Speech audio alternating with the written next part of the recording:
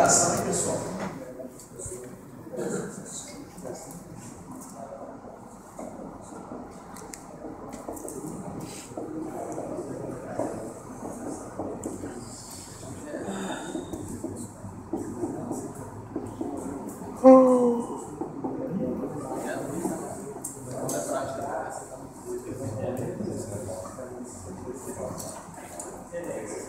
Oi. Se ele estiver interligado com a rede, ele vai estar gerando em sincronia com a frequência da rede. Se você perder a força motriz, você quebrou a turbina, desacoplou, ele vira um motor. Vira o motor na hora. Isso acontece dinamicamente. Não é? Nós vamos fazer visita em alguma hidrelétrica, não sei qual ainda, só no meu retorno. Mas vocês vão perceber. Principalmente se for visitar uma usina automatizada, isso fica mais fácil de se perceber. É mais interativo, porque tem sistema, tem IHM e tal. Beleza. Mas aí o que acontece? Esse horário de ponta, normalmente os geradores estão todos, se não sobreexcitados, um pouco sobreexcitados. Muito sobreexcitados, está um pouco sobreexcitado. Ou se não estão sobreexcitados, eles pelo menos não vão estar absorvendo potência reativa. Okay? Estação crítica para sobreexcitado. Por que isso? Porque esse horário não estou consumindo muita potência. Ativa e reativa. Correto? Beleza. Se o gerador não fizer isso, a tensão aqui vai cair.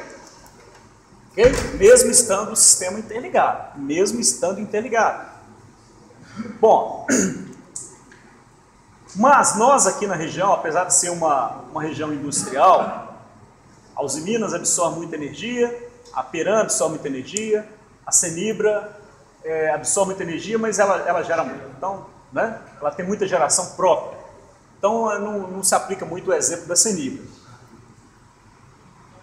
Mas a Usiminas depende muito da energia externa, acho que a Peram também depende muito da energia externa, né? Então, né, como ela compra muito essa energia, ela está sujeita aos parâmetros de fator de potência. Então ela tem que manter em equilíbrio em 0,92 no mínimo. Então o que ela faz? As subestações internas dela normalmente tem banco capacitor. Ela injeta banco capacitor.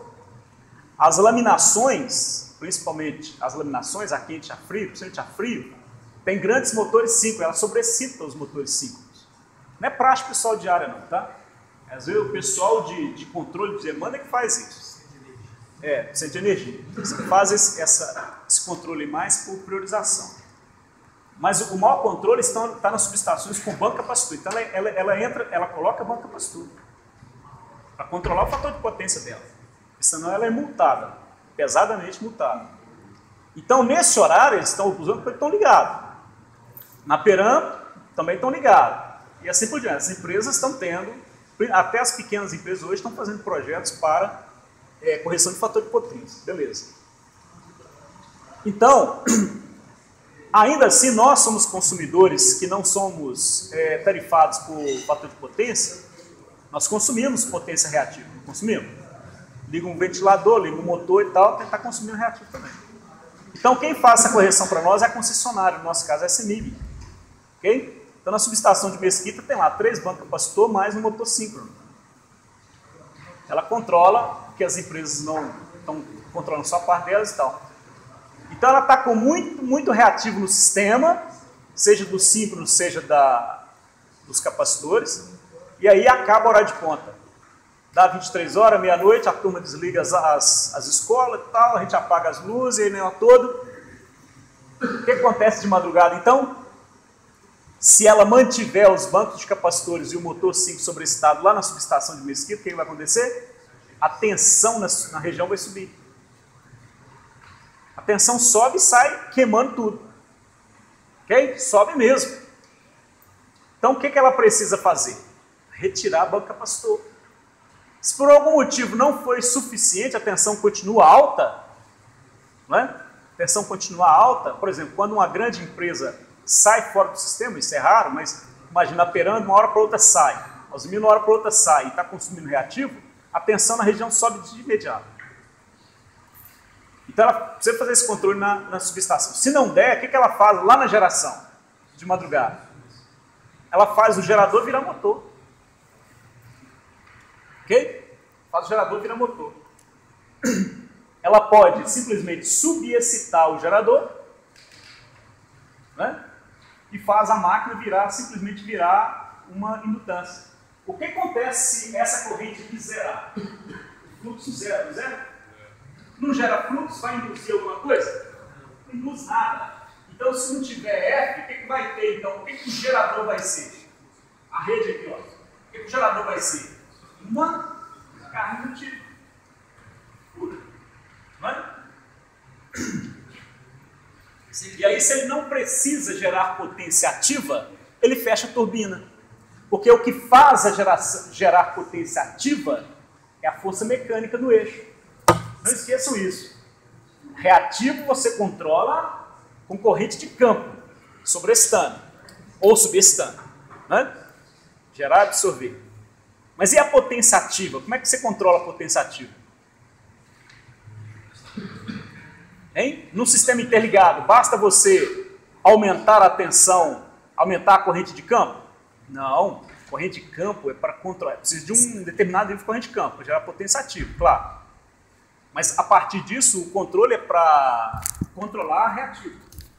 O controle de potência ativa que o gerador gera, potência elétrica ativa que ele gera, é diretamente proporcional à potência ativa que entra na turbina. Potência ativa é potência útil, é potência real, correto? E potência ativa, potência real, só é gerada a partir de mecanismo de trabalho, geração de trabalho. Ok? Então, você só consegue gerar potência elétrica se estiver passando água na turbina ou vapor na turbina térmica. Entendeu? É força mecânica que você transforma em força elétrica. Se aumentar a vazão... Se você aumentar a vazão, aumenta a potência ativa. Não aumenta, mas aumenta a potência ativa. Ativa.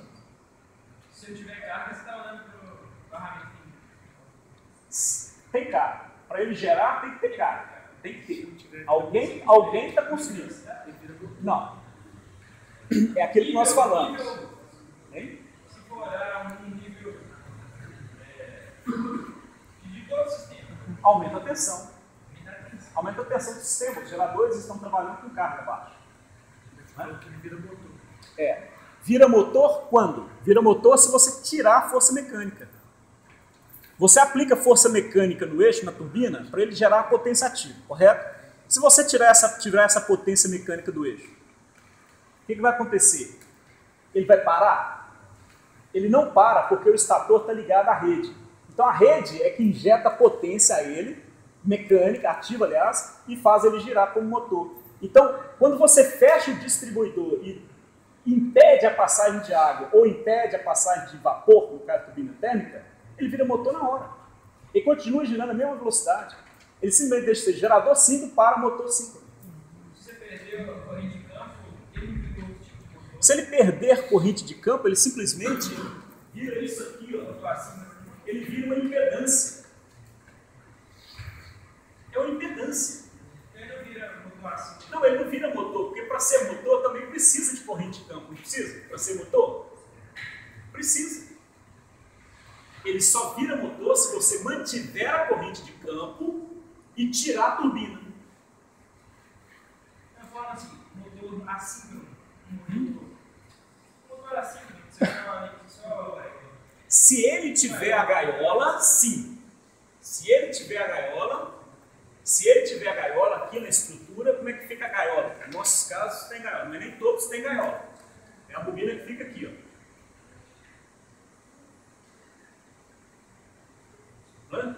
Se ele tiver a gaiola, o estator vai ser alimentado pela rede e ele vai funcionar como motor assíncrono de indução.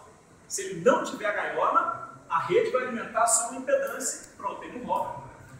Ele só vai rodar se continuar tendo campo ou tiver a gaiola no motor. Ok? Então, como é que nós podemos interligar, pessoal, um motor ou um gerador a outro grupo de gerador? Como é que a gente pode fazer interligação entre geradores? para que possam trabalhar em paralelo. Né? Pois não. Toda a orientação ele roda, mas realmente, olha, mas aí depende do nível de potência. Um magnetismo visual suficiente para fazer gerar uma massa, manter o movimento de toda aquela massa, precisa ser um magnetismo muito forte, uma força coercitiva muito alta. Né?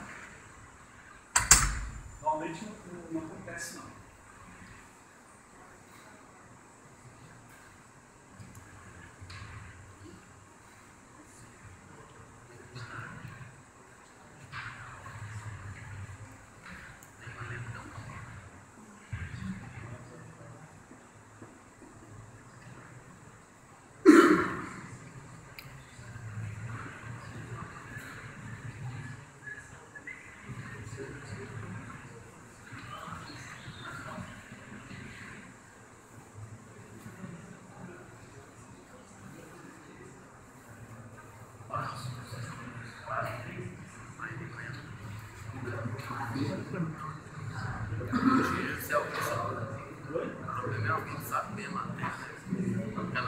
Tá passando muito mal. Doendo tudo aqui.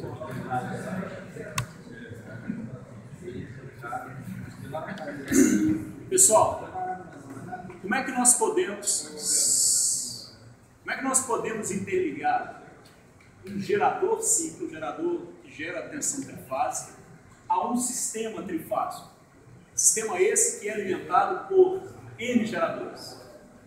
Primeiro, esse gerador, ele gera um determinado nível de tensão. Não é assim? Tensão terminal, né? Fase.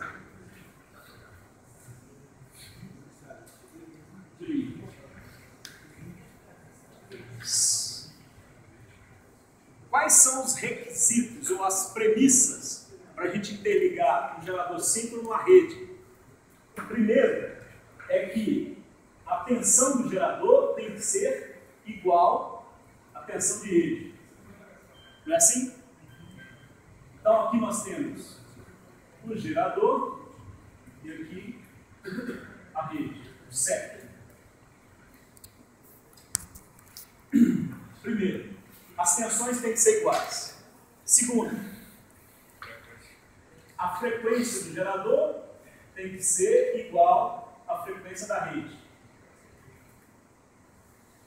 Correto? Nós vamos interligar 220 volts com 220 volts, fase. O sistema de rede é 60 Hz, então tem que gerar 60 Hz. E o que mais? Isso aqui é suficiente? Eu posso ter dois níveis de tensão, uma tensão assim, a 60 Hz, 220, e uma outra tensão assim, a 60 Hz, 220. O que acontece quando eu interligar essa tensão de rede com essa tensão de gerador? Curto-circuito. Ah, mas a tensão é a mesma, a frequência é a mesma. É, mas elas estão defasadas. Né? E é o que nós vimos. Quando a gente interliga ali duas regiões, dois sistemas de geração, o sistema que está atrasado recebe potência ativa.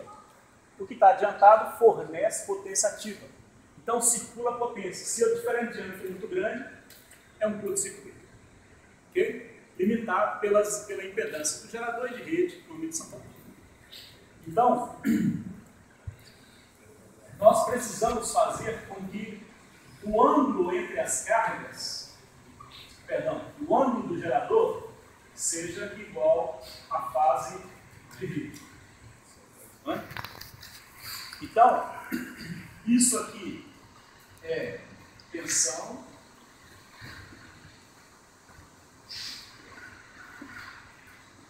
eficaz, frequência gerada, fase. Okay?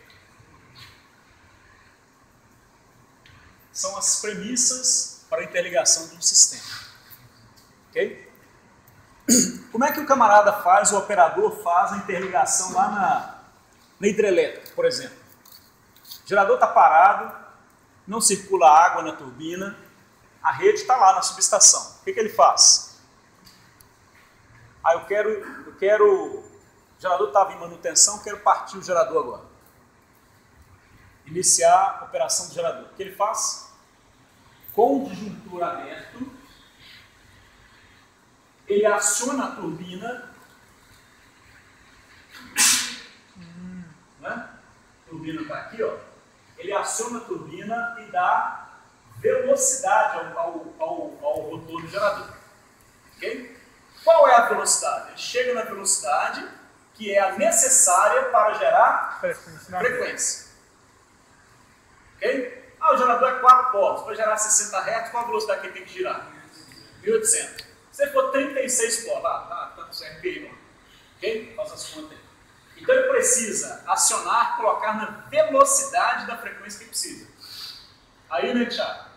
Existindo magnetismo residual, ele já vê no indicador dele lá que a frequência chegou a 60 Hz. Que alguma tensãozinha vai gerar, igual no nosso caso que gerou. Estão lembrados? Antes da gente inserir corrente no campo, quando a gente colocou a velocidade do gerador, ele já começou a gerar tensão. Porque tinha magnetismo residual, a gente nem tinha excitado o campo. Então, coloca velocidade para obter a frequência. E depois começa a excitar o campo. Começa a aumentar a corrente de campo do gerador. Então, aumentando a corrente de campo do gerador, aumenta o fluxo, que aumenta a tensão induzida, que aumenta o VT. Como o disjuntor que interliga com a rede está aberto, vocês concordam que a tensão terminal, se aqui está aberto, olha, está circulando corrente. Se está aberto, tem velocidade, tem campo, vocês concordam que o EF vai ser igual ao VT? É ou não é? Então você vai aumentando, igual nós fizemos na prática mesmo. Vamos aumentando a corrente de rotor, corrente de excitação, corrente de campo, e fazendo com que a tensão terminal se torne igual a... Então, para se observar isso, aqui no laboratório a gente utiliza duas formas de verificação, que na usina, normalmente, uma usina automatizada, o computador já faz isso. Ele lê essa tensão, está lendo essa. Então ele já calcula o nível de tensão, a frequência e a fase. Quando elas baterem, automaticamente interliga. Numa usina manual, o operador vai verificando. Aí para ele existe um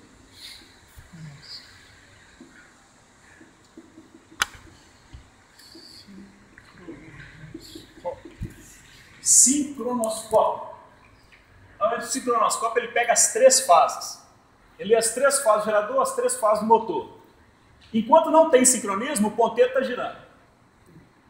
Quando ele chegou no nível de tensão, chegou na frequência, a velocidade do ponteiro começa a diminuir. Quando ele encontra a fase da tensão gerada com a fase da tensão de rede, ele para no zero. Ok? Para no zero, ele vai lá, vira a chave e liga o disjuntor. Não. Não fica no zero. Assim como o nosso aqui também não fica no zero, e dependendo da condição do gerador, ele oscila muito. Ok? Ele oscila muito. Por exemplo, nós reenrolamos os 2 geradores que estão aqui. Um dos motivos era justamente esse. Porque não tinha estabilidade de tensão gerada. O que tinha que acontecer? O que acontecia? A gente colocava o gerador para gerar, ele não conseguia gerar 220 volts estando em triângulo, a gente tinha que fechar ele em estrela para ele aumentar a tensão e trabalhar com um campo mais baixo. Como o gerador fica vazio, como ele não tem carga, essa tensão ela fica instável.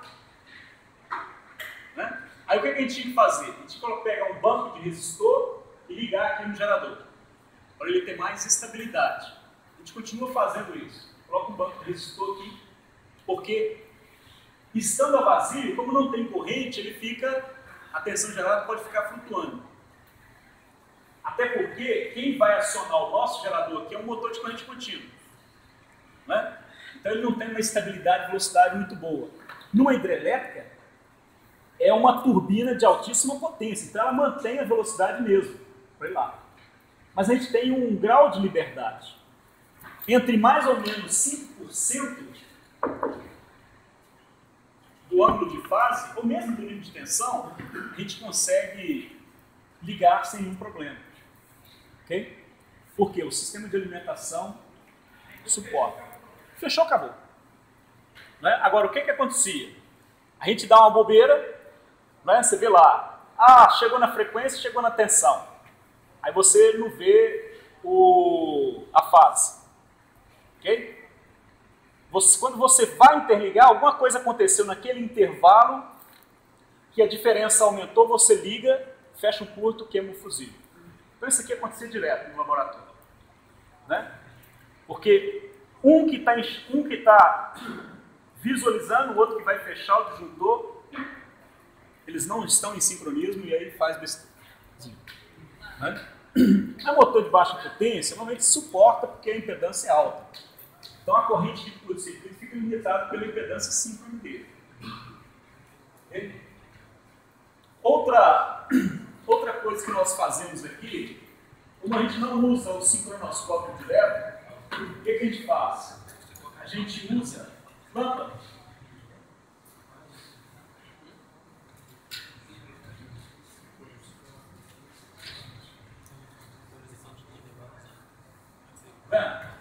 Usa lâmpada. A lâmpada é um bom indicador para a gente, a lâmpada é incandescente. O que acontece quando a diferença de tensão é muito alta? As lâmpadas ficam acesas direto. Ok? Quando há uma diferença de frequência ou de fase entre as tensões, então a gente pode colocar o nível de tensão desse lado igual ao desse lado. A lâmpada fica acesa direto. Agora a gente igualou, aliás, se as tensões forem diferentes, a lâmpada fica acesa direto. Se a gente iguala as tensões, mas a frequência é diferente, o que acontece? A lâmpada fica piscando. Okay? Se você iguala a frequência, mas o ângulo fica diferente, a frequência a frequência da lâmpada começa a diminuir. Você percebe que ela apaga, acende, apaga, acende. Quando ela apagou completamente, você pode fechar. Né? E acontece a situação que ela apaga, aí ela volta rápido. E volta com luminosidade alta. Se você fechou nessa, você fecha um curto. Ou seja, nós temos que obedecer nível de tensão, frequência e ângulo de fase. Okay? Aqui no laboratório, ainda para gerar uma visualização maior, a gente até usa LabVIEW. Né, em algumas situações, para vocês verem como é que fica o ângulo de defasagem entre as ondas de tensão geradas. Como é que você está corrigindo? Não é necessário, mas é interessante. Isso. Como é que a gente corrige ângulo de fase? Tentativa. Porque tensão é com campo, frequência é com a velocidade. E o ângulo de fase? A gente faz normalmente com a resistência, né? Com carga. Entendeu? Sem carga fica muito difícil. Aí você fica naquela tentativa.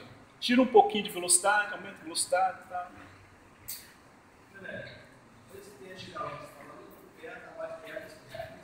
Não entendi. O teste da lâmpada?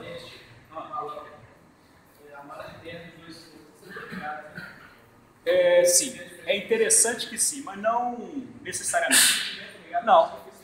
Consegue. Nós vamos fazer o fechamento aqui em triângulo. Né? Então não tem como prover o mesmo aterramento.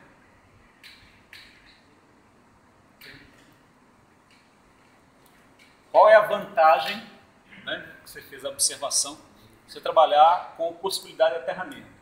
É fluxo de corrente de falta, né? Curto-circuito de fase.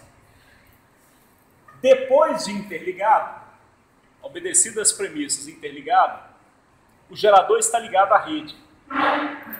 No nosso caso, nós vamos colocar um motor de corrente contínua para acionar esse gerador. O que acontece se eu desligar esse motor de corrente contínua? Depois de interligar? Hein?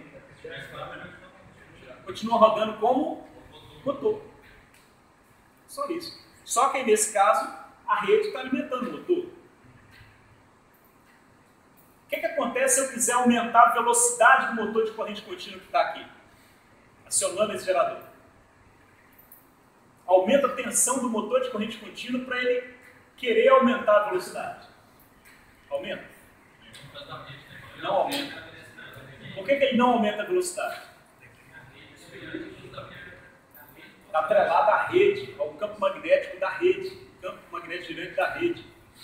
Então, para ele aumentar a velocidade, ele tem que aumentar a frequência gerada. Não tem jeito. Quem define a frequência é a rede. Hein? Aumenta a potência gerada, potência ativa. Se você quer aumentar, na hidrelétrica, você aumenta a velocidade, você já está interligado, está funcionando em regime permanente. Ah não, agora eu vou abrir o distribuidor e passar mais água. O que você faz? A velocidade aumenta? Não aumenta, porque está atrelado à rede. Aí o que acontece? Lá no estator, aumenta a geração de potência ativa. No nosso caso, quando a gente vai querer aumentar a velocidade do motor que aciona o gerador, ela não aumenta. O que ele faz? O que acontece? Esse gerador aumenta a potência ativa. O gerador, beleza. E no motor de corrente contínua? Não. Aí a corrente do motor de corrente contínua não aumenta, porque é uma carga para ele. Ele está transformando energia. A velocidade não aumenta, mas você está aumentando a tensão aplicada a ele. Então a corrente armadura dele aumenta. O motor. Essa energia, esse torque que você está aumentando no eixo, é que gera a potência elétrica ativa de saída. Percebeu como é que você aumenta a geração de potência ativa? É com aumento de força primária. Isso aconteceu no apagão, né? Então, discussão na usina, em vários lugares, uma discussão.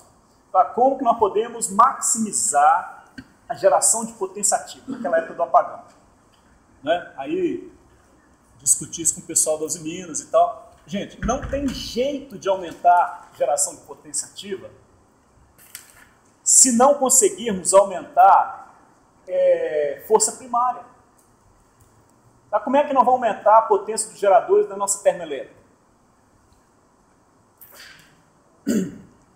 Imagina, uma turbina de 10 megawatts acionando um gerador que pode gerar, na capacidade dele, até 10 megawatts.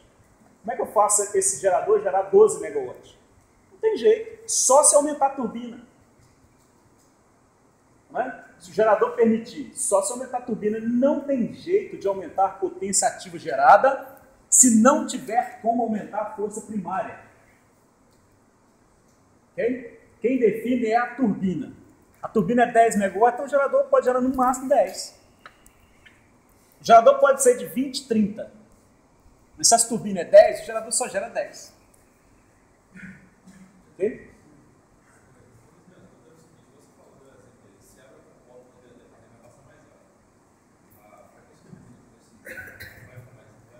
Não, porque está interligado. Não, se tiver não interligado, sim. Se tiver interligado, não tem jeito. A frequência não é da rede? Não, mas imagine, esse aqui é o gerador em questão. Esse aqui é a rede. Já está interligado. Ok? Eu quero aumentar a velocidade aqui. Como é que a frequência vai aumentar? A frequência da rede é 60. Se você aumentar a frequência da rede, significa que você está aumentando a frequência de todos os geradores que estão interligados, inclusive Itaipu. Tem jeito?